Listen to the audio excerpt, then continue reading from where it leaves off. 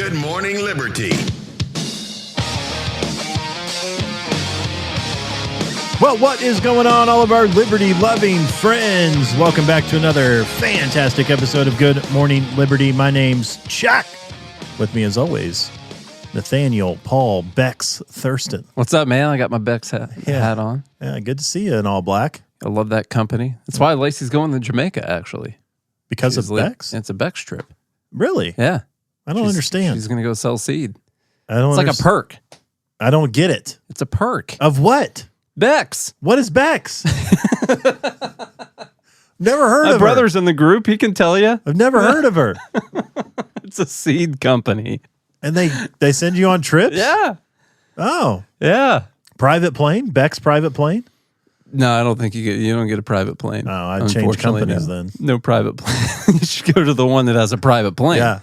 Yeah, that's exactly. what you should go to. Okay, so this is Good Morning Liberty. We talk about life, liberty, and the pursuit of meaning every single day of the week when we want to. Smash follow, subscribe, tell your friends, your family members, leave a rating and review, do all of those things for sure. We're going to try and keep it maybe a little bit of a shorter episode today, although we've got like 5 things to talk about. You didn't tell anyone to join the Fed Haters Club. I've got everyone I want in the Fed Haters Club. Oh, so no one. In fact, I wish it would be smaller. So don't go to joingml.com. Yeah. No, in fact, we're going to get rid of that URL. We don't need it anymore.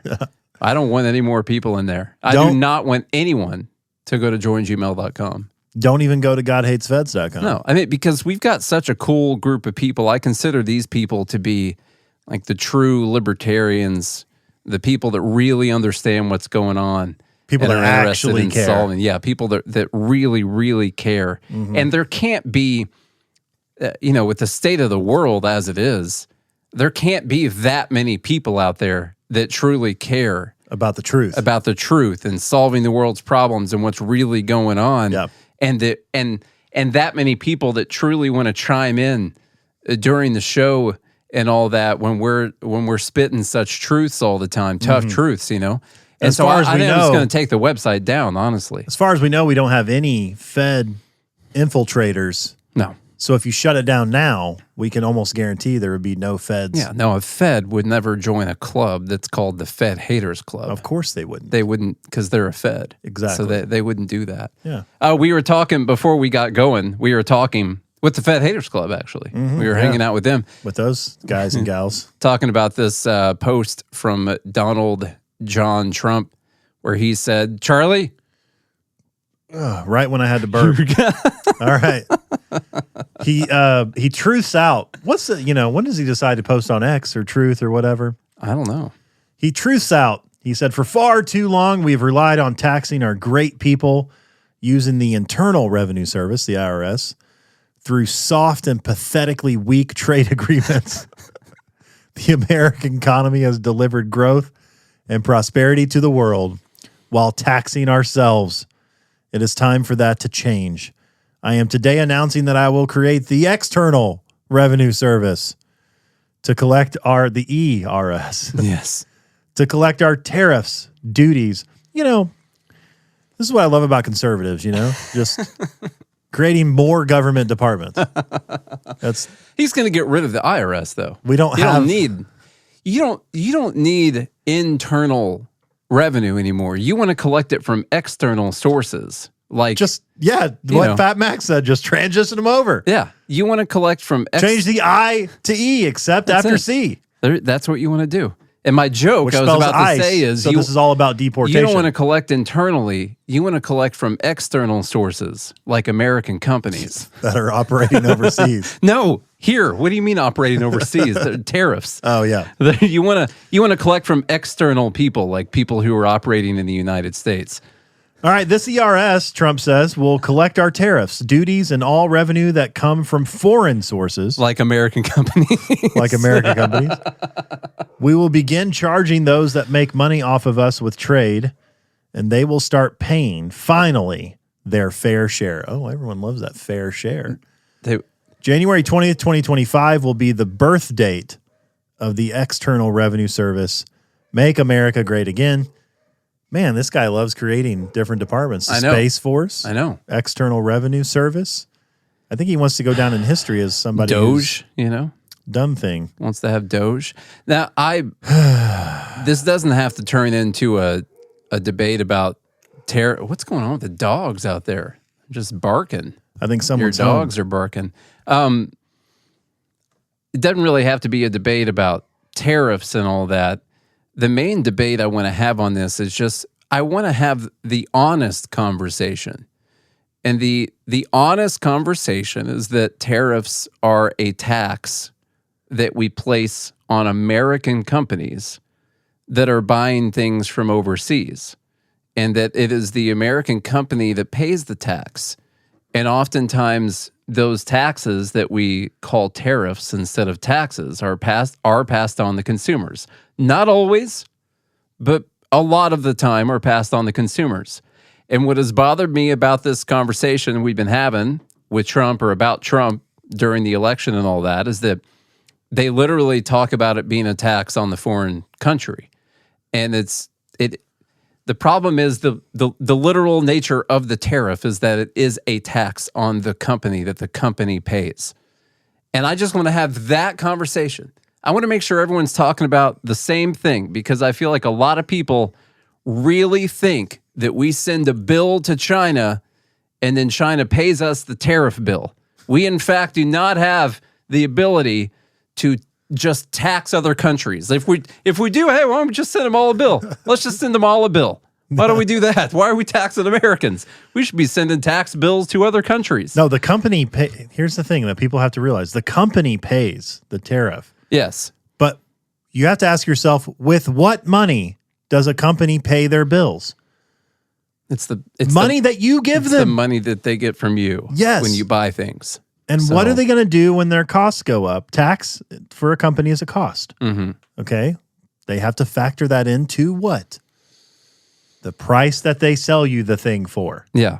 Like I said, most of the time this is passed on to consumers. It depends on how much competition there is in the market, how many providers of that product there are, stuff like that. And I think Trump uses tariffs as a way to negotiate with people and try to get better trade deals and other stuff that he wants, like Greenland and stuff like that.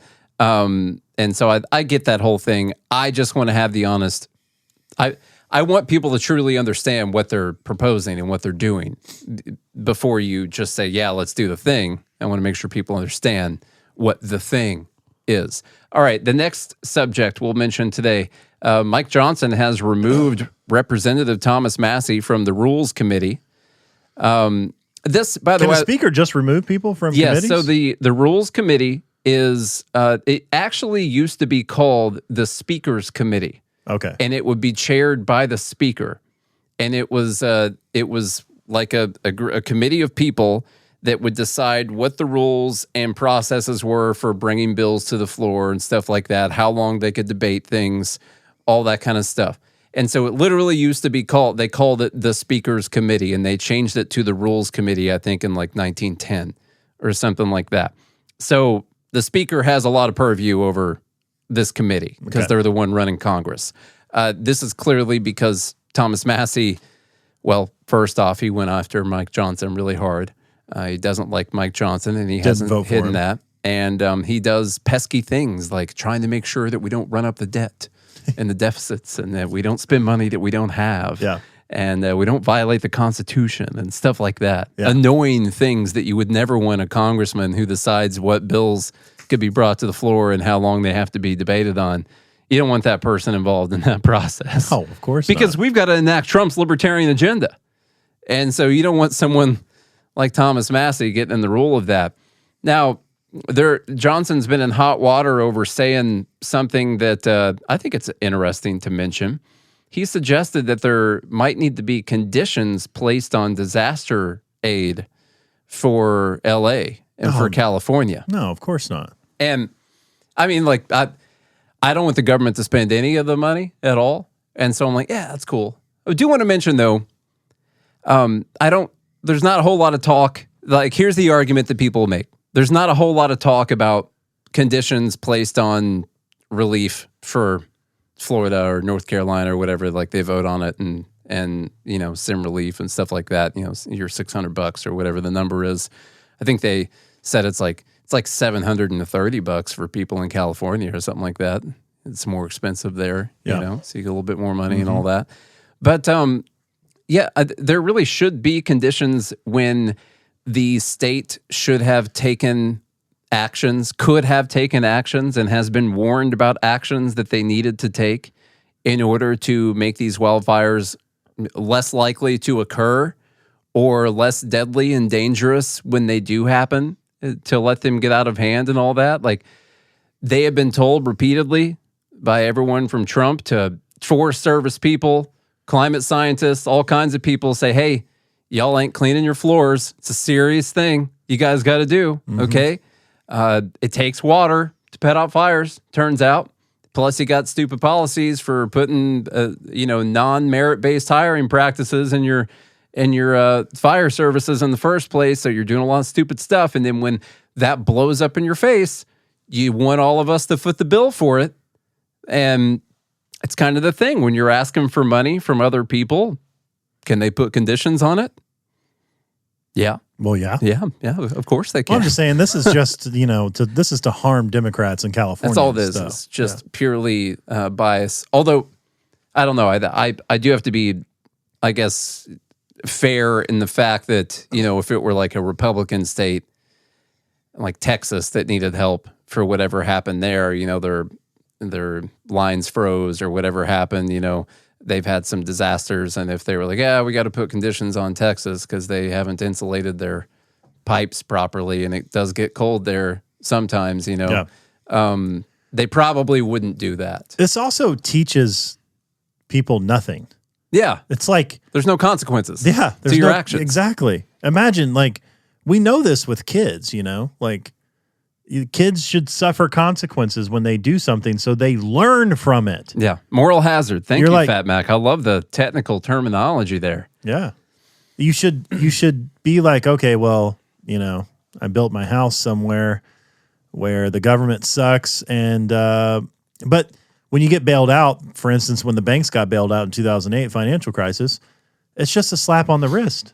Yeah. They got to take basically risk-free investments, and then when they turned sour, the government bailed them out. Which then leads you to take more risk-free investments and riskier investments when you think that someone's going to cover it for you. Exactly. And it leads you to be able to drag your feet on taking care of your florist and all that. You can drag your feet on it.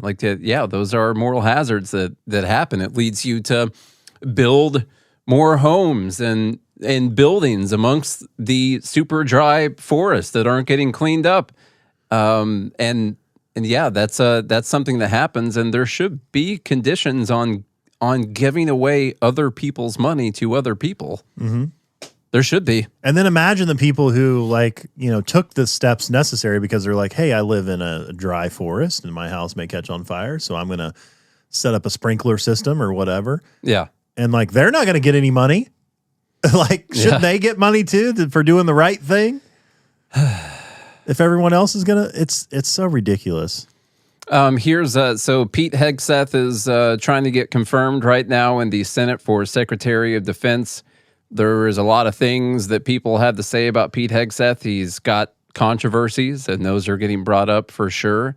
There's stuff with women. There's stuff with drinking. Things like that. When it comes to the stuff with women, I'm an innocent until proven guilty guy. Anyone could make an accusation about someone. Mm-hmm. Not saying that they are true or they're not true. I'm an innocent until proven guilty person. And when it comes to, I guess, people said he has a drinking problem and stuff like that. And his response, I heard a clip of him earlier. He was like, I've never sought help for a drinking problem. Well, yeah, that's not proof that you don't have a drinking problem. I mean, that's one way of saying it. What I care about when it comes to Pete Hegseth, this is what I think is truly important to most people in America. Now, we're libertarians, so we have certain views about war and needless wars and all that. But what I really think we should care about, because I do think we need a defense. I think we need a military, stuff like that. That's true. What I care about is that we have the most lethal, highly trained, badass MFN fighting force that you've ever seen, and that there are not any exceptions made for people, so you can have a certain amount of diversity or certain people in certain positions. And Pete Hegseth is someone who's been out there before and said things like, I don't think women need to be in combat roles. And one of the points he's made before is that they have decreased some of their criteria, some of their specifications that you have to meet to be able to make it to some of these roles because women couldn't make them. And I think that that's overall a bad thing. I think we need to have a merit-based military, that our fighting force should be based off of who the best people are to be in those positions. That's it. Not what your genitals are? No, or not the color your genitals, of your skin? your color, your sexuality, nothing like that. Height? I guess you can take into consideration weight. And yeah, that's fine. So here's a few clips from the confirmation hearings that are happening right now in no specific order. I actually haven't listened to a couple of these, but let's just kind of chime in and see what's going on. The other thing there. I want to say real quick that some people might get on a pop culture front is if you need any evidence of women falsely accusing men of things, there's a current dispute happening between Blake Lively and Justin Baldoni on the It Ends With Us movie, where Blake Lively has alleged all kinds of things against Baldoni, the director, to which he has provided evidence to the contrary. Really? Yeah. And of course, everybody was like, believe Blake. Oh, this poor woman. I can't believe she suffered. It was all set up. Really? Yeah. I don't know who either one of those people are. But Blake Lively, the wife of Ryan Reynolds, an actress. Is that what she's most known for, I guess? Actressing. Is there something she's been in I would know? Honest question. I think she I'm was trying in, to picture her face right now. I don't know she was what in she American looks like. Pie. Wasn't she in American Pie? Is that Blake Lively? Gossip Girl, haven't seen that. It Ends With Us is what that's the newest. You just said. Haven't seen that. Is that a book also? Yeah. Okay. Okay. Well, if we can somehow get a picture of Blake Lively so I can see if I care. I'm just saying. No, I mean, it's true. It's a real thing that happens. It happens. And all you the should time. believe all women, and unless they are accusing Joe Biden or Bill Clinton or someone like that of doing terrible things, Yeah. and you don't believe all women. But if they're accusing Trump, you believe all women, and if they're accusing Pete Hegseth, you believe all women. But yeah, here's a few clips from today. Relevant to service and the all-volunteer force visibly reflects the nation it protects. Our military is more diverse than it has ever been, but more importantly, it is more lethal than it has ever been. This is not a coincidence. Mr. Hegseth, I hope you will explain why you believe such diversity is making the military weak and how... All right, so he starts off by saying that that those were actually... it turns out diversity is our strength. Equals lethality. Yeah, that's why we're the most lethal force out there. Not because you're picking the people that are the best at their job, which is... We don't get to hear his killing answer? people. Yeah, like I said, I haven't watched much of these clips. This one's a little bit longer, 41 seconds. Maybe this is a response. Our standards will be high and they will be equal, not equitable. That's a very different word. We need to make sure every warrior is fully qualified on their assigned weapon system, every pilot's fully qualified and current on the aircraft they are flying. And every general or flag officer is selected for leadership or promotion purely based on performance, readiness, and merit. Leaders at all levels will be held accountable, and warfighting and lethality and the readiness of the troops and their families will be our only focus. I agree with that. Sounds good. Yeah. Doesn't that sound good? Yeah. You know, I think there's a reason. These are also people volunteering to potentially die. Like they've had a tough time recruiting people into the military, and I think this is one of them. Like, you don't want your military to be fake and gay, like it's been for the last 3, 4, 5 years. Something Doesn't really like get that. the killers going. No, it doesn't get you going. Yeah. It doesn't get the right people that want to go and join.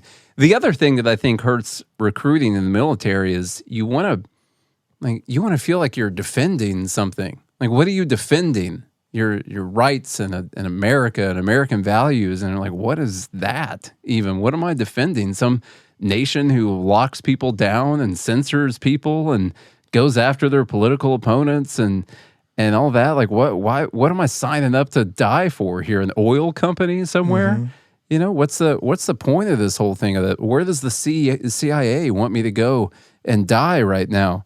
And I think that's one of that's something that's got to get figured out. I don't know if that's not really Pete Hegseth's job there. That's like an American thing that has to get figured out. But yeah, the other stuff, like, I mean, listen, I've never been in the military. You watch a video from like Full Metal Jacket or something, and the way that like a drill sergeant would be talking to the people that are, going through boot camp and all that, whatever it is they call it. And I would imagine, I could be totally wrong, I would imagine there's like a lot of stuff you're not allowed to say anymore to people. To hurt, you can't hurt feelings. You can't hurt their feelings. You can't like attack, whatever. Probably like back in who knows what you could have said to people to get them going back in the 70s or whatever it was, probably a lot of crazy stuff, I bet, to toughen them up. You want people to be tough, trained, fighting machines out there. And now it's more like, it probably feels like a corporate diversity training seminar that you're going through. I don't think that gets people going. I just don't. And to Eve's point, she's talking about Mulan, that she earned her position, respect.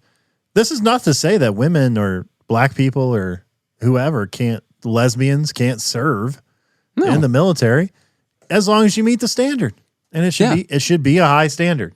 Whatever the standard is. I'll tell you what, I don't want to meet the standard, so I never went to try for it. I would like to be able to, but I don't want to do it. But I would like to be someone who could meet it, but I'm not. But yeah, you should have the same standard for everyone. And if it's too hard for some people to get through, then that's fine. You wouldn't lower it for like a fatty who's going in there who can't meet it. You wouldn't be like, oh, well, we should lower it so we can get more fat people in there. Although it is America, and you might cut down a lot of your resource pool if you don't do that. And you also shouldn't lower the standards to get a woman in there or whatever. And if there's a woman who can carry that pack all those miles up that hill, both ways, uphill, both ways, that's fine. That's totally fine. But I don't like the idea of reducing the standards for people to get them in. Here's a clip that apparently is good. Let's hear it. In America today, sadly, doesn't care about the truth. All they were out to do, Mr. Chairman, was to destroy me. And why do they want to destroy me? Because I'm a change agent and a threat to them, because Donald Trump was willing to choose me, to empower me, to bring the Defense Department back to what it really should be, which is warfighting. So I am willing to endure these attacks. But what I will do is stand up for the truth and for my reputation. False attacks, anonymous attacks, repeated ad nauseum, printed as nauseum, as facts. We have provided to the committee, Mr. Chairman, and I know you're going to share. I like how the subtitle said naughty. Statement after on the record statement from people who have served with me, worked with me at Fox News, Concerned Vets, Vets for Freedom, you name it, from the top of the chain to the bottom, who will say, I treat them with respect, with kindness, with dignity. That's men, that's women, that's black, that's white, that's every background. I have prided myself as a leader of respecting people, being professional. That is the balance of mine. I'm not a perfect person, as has been acknowledged. Saved by the grace of God, by Jesus and Jenny. I'm not a perfect person. Jenny. But redemption is real. And God forged me in ways that I know I'm prepared for. And I'm in America. Okay. Good speech. Good job. Attacks ad naughty. Ad nauseam. Yeah, it's important. Let's see. We can either do Tulsi. Let's talk about Tulsi. We can do that. So, yeah, we hadn't had an opportunity to talk about this yet since the news broke on it. I saw this and I was very disappointed. Yeah, I am as well. They must have like just a plethora of dirt and all kinds of stuff that they can do to you, or they like threaten your family or something. You just they just make people flip so easily. I think this one's simpler than that, although I'm sure they do. I'm sure they'll take you in that room and they'll show you all the stuff. And then when you come out a obedient person afterwards for whatever they want. I think this one's simpler than that. She just wants to get confirmed. She might have also changed her ideas on some of these things. Like Trump did the first time around. Yeah, right now, I would lean more towards she wants to get confirmed, and I hope that that's what it is. Now, what a lot of, if you don't know what we're talking about, so Tulsi has long been an advocate for getting rid of FISA, reforming 702, the warrantless spying capabilities that our government has on Americans that are abused time and time again. They used it against Trump. They've used it against BLM. They used it against Jan 6 rioters. They use it against whoever it is they want to use it against. They approve like 99% of the warrants in the secret court that they go to get. I don't know what the actual number is, but it's in the high 90s that they approve.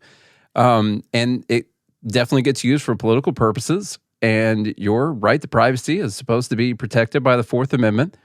The word privacy is not actually in the Fourth Amendment, but it's essentially privacy that's supposed to be protected. Persons, and effects. Yeah. Effects is privacy. And she's long been against this. Here's a clip. We don't play the whole thing, but here's a clip of her talking about this when, I believe, by the way, in 2020. She held a pretty high security clearance. Yeah. So she knows this stuff. High security clearance, and she's in the military, and she's been on a terrorist watch list herself. Yeah. So she knows a thing or two.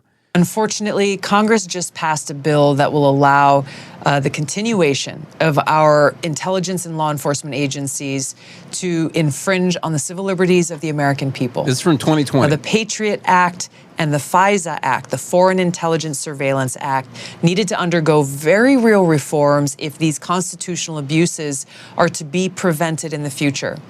Unfortunately, Congress failed to do this, which is why I voted against the bill. The American people should never be forced to choose between security and liberty. Now, the passage of the Patriot Act in the wake of the terrorist attacks on 9/11 and the Foreign Intelligence Surveillance Act, or FISA, it has been allowing for the abuses of our civil liberties and overreach by our own intelligence and law enforcement agencies through doing things like warrantless sweeping collection of our data, violating our Fourth Amendment constitutional rights. Now, unfortunately, a rare bipartisan opportunity to truly reform the Patriot Act and FISA has been squandered. While there were marginal improvements in the bill that passed, they don't even come close to the real reforms necessary to ensure both our national security and our constitutional rights are protected. So this is, of all the things about Tulsi, this is kind of the thing that libertarians like about Tulsi and that Americans should like about Tulsi. Listen, she is just dumb as a box of rocks when it comes to economics. Let me just tell you that.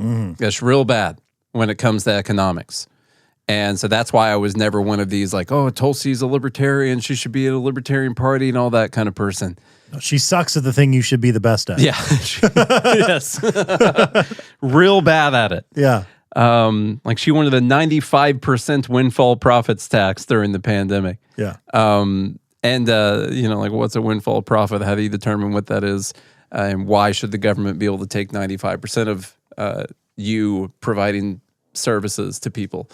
Anyhow, so she's bad on that, but she's always been good on FISA. She's been good on war. She has called out our aggression, our needless wars, our endless forever wars that we've been in. She's in the military herself, has served overseas, I believe, on deployments, if I'm not wrong. She has. And so she's been really good on those things. And yeah, it's disappointing to see her essentially come out. Now, she hasn't come out herself to the people, I believe, and said this. But she said, let me get to the actual quote here. My prior concerns about FISA were based on insufficient protections for civil liberties, particularly regarding the FBI's misuse of warrantless search powers on American citizens. Significant FISA reforms have been enacted since my time in Congress to address these issues. And so now she says she's not going to tell people she'd be supporting that. Now, it's not like she's going to get in there and then repeal FISA or whatever. She's not getting in there as a lawmaker or whatever, but she's getting in there as a person who would use this. So, and she could, the executive branch has the right to carry out the laws, so she could not carry them out. Refuse to, yeah. She could direct the intelligence committee or the intelligence agencies that they're not allowed to do this. Yeah. Here she is just 8 months ago now. She says that they have, that this has been reformed since her time in Congress. This is her speaking since the reforms. And this is actually Crystal Ball that posted this out. She gets a thing or two right every now and then, even though she's become increasingly annoying lately. But here's her just 8 months ago talking to Rogan. The thing that the TikTok ban was lumped together with was the bill that would reinstate or extend the FISA authorities, the Foreign Intelligence Security Act authorities, for another 2 years. Section 702 of FISA gives our government the authority to surveil foreign actors, essentially, to try to identify terrorist threats. But part of that is they have the ability to capture all of the conversations. If you talk to somebody in another country that they're interested in, they can then go in and capture all of your information as an American citizen. And they can do this without a warrant. This has been in place for quite some time. But this legislation that was just passed recently expanded those authorities so they can go and actually look at like your Wi-Fi history. If you're connected to Wi-Fi, they can look at everything that you did connected to that Wi-Fi signal and in some other ways. It took an already bad problem and made it many, many times worse. And again, they're just saying, well, it's for national security. The problem here is... That's the thing they always say, though. That's the thing they always... So she was right about it again there. And that this was just 8 months ago? 8 months ago, and there haven't been any reforms that happened since then. So she still had a problem with it then. So my hope, I'll just say hopeful stuff. I said a couple hopeful things lately, like trying to hope that something was better. Well, let me ask you, what do you think? Do you think that she has abandoned this principle, or do you think that she's just trying to get confirmed, and once she gets confirmed, she'll be the person that we want her to be? I think anything's a possibility until we find out what happens. I mean, she's not there yet. Actions speak louder than words, kind of thing. But I do, this does give me caution. But I've said from the beginning, we have caution. Even though, I voted for Trump, there was still that level of caution saying, like, the dude's not a perfect person. No one's a perfect person. They get in office, they can do all kinds of things. Yeah. Like create the ERS. And it's going to replace the IRS. And all kinds of things. But I have to be optimistic. I have to say, okay, Tulsi Gabbard's been a long-time advocate of privacy, and maybe her positioning seems to be flipping so that she gets confirmed, and once she's in there, she can do what she needs to do. So she's playing chess right now. But the other part of me is like, I take it with a grain of salt. I'm optimistic, but at the same time, I'm understanding that my hopes and dreams could be crushed. And look, you could understand this if anybody doesn't understand about your like hopes and dreams being crushed, and just being emotionally prepared for that. Because if you're not, it could really take a toll on you. And if you're not prepared yet, I've got the remedy for you. Just be a Dallas Cowboys fan. And if you've been a Dallas Cowboys fan, you understand. Well, you could be a Cowboys fan, or you could be a Libertarian. Yeah, that's another way. If you have any hopes and dreams, they've been crushed plenty of times. If you're a real Libertarian. Don't be a Vikings fan after last night's game. God, that was so terrible. That was bad. Sam Darnold got shook up, and he never recovered. The Rams just set the Vikings on So- fire, oh, basically. So bad. It was awkward, that game being played in State Farm Arena, but I noticed they didn't call it State Farm Arena that often, and it was sponsored by Progressive. The game was, not State Farm. And I thought that was really weird because they went from like a blimp view of the arena and it's like State Farm Arena. And then they go in and it's like, this game is sponsored by Progressive. And I just wonder, like, if. And then they always talked about the Cardinals facilities. Yeah. Yeah. That's what it was.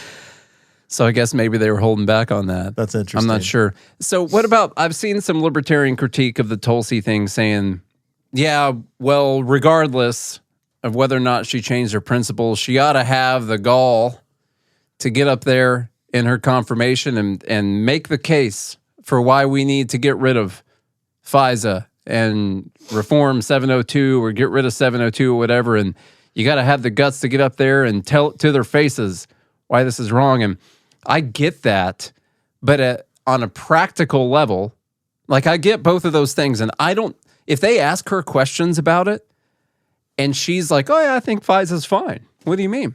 I would find that really difficult to be like, oh yeah, that part's fine. I know 8 months ago and also like the last 10 years, I've been talking about this repeatedly, but I've really come to the understanding that you guys are just doing the best thing you can for America and national security, and that's how I feel.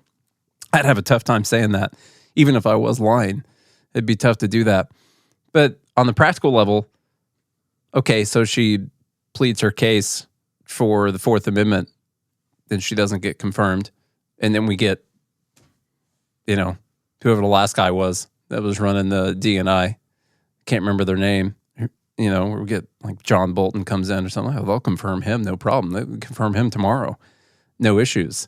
And so, which way should you go? Even as someone who has like a libertarian philosophy on these kind of things, should you hide that or go along to get along just so you can get the job?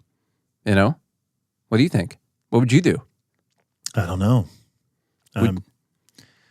I could go a multitude of directions. I've thought before of. Would you deny your principles in order to get a job where you could actually be able to enact or enforce some of your principles? No, because I think you're playing with fire at that moment.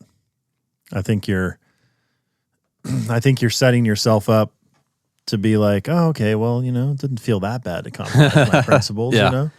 You're setting your it's a slippery slope, in my opinion. I mean, to me, you have to stand firm no matter what. So I don't know that I would be able to do it, but I do see the play. Mm-hmm. If that's the play. Yeah. If this were a play, you understand what it is. Here's the thing. We'll find out. We'll see. It's hard for us to post on X and say, Tulsi Gabbard has flip-flopped. Yeah. Well, we don't know. We'll don't see know whether or not she has. I mean, I did post about it on X, but yeah. Well, you didn't say she flip-flopped. I could have said that. I'm not sure. Oh. We'll see. I said it was disappointing, but not surprising. Okay, well. So that's You that's didn't what say I she said. flip-flopped. I didn't say flip-flop. Nope. That's not what it was. That's not what you No, said. I didn't say flip-flop. That is correct. All right, let's go. I think you said that this would be disappointing if true or something like that. I don't remember it anymore. Anyway, somebody go remembers? screenshot X. They're going to hold us accountable. We said something about Tulsi at some point. Anyway, let's go. if you enjoyed today's episode, please share the show with a friend, a family member, or foe. Leave us a rating and review on Apple Podcasts and Spotify. Go to GodHatesFeds.com or joingml.com to be part of the Fed Haters Club. Visit the links in the show notes to support the sponsors that support this show. Do all these things or don't. Oh, I said in the first post, I said Tulsi Gabbard says FISA 702 has already been fixed and there's no longer need to repeal. Up next, we'll get a video of RFK getting his COVID shot before confirmation hearings. So I said that. And then what's funny is the post I was looking for is the one that I was on at that time. Tulsi Gabbard, the 2020 is apparently far more preferable to Tulsi Gabbard, the 2025. It's disappointing, but unfortunately not surprising. That's what I said. Yeah. That's what I said. All right. Anyhow. I think that was good. I was on a roll there. I was going to say do all those things or don't. Yeah. I don't really care, but Nate does. And if you do those things, as I mentioned, then we'll be back again tomorrow. Hope you have a good day and a good morning, Liberty.